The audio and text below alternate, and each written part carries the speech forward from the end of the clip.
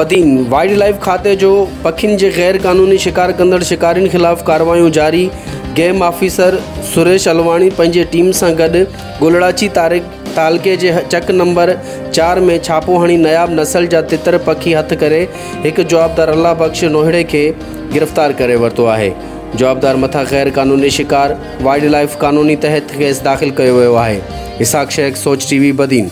होॾा नवाब शाह पुछड़ी वेझो ॻोठ में बाहि लॻण सबबि 10 घर सड़ी रख थी विया, जॾहिं त घर में पियल समूरो सामान भी सड़ी रख थी वियो। घर धणिन खुले आसमान हेठि बेयारो मददगार बणियल आहिनि।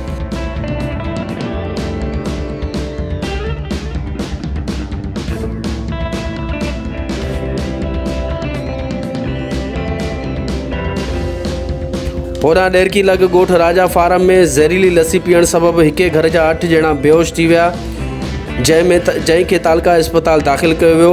बेहोशुनि में 3 औरतुनि समेत 5 मर्द शामिल आहिनि, जिन में 2 ॼणनि जी हालत गणती जोगी ॿुधाई पई वञे। अजीत कुमार, सोच टीवी, ॾेरकी।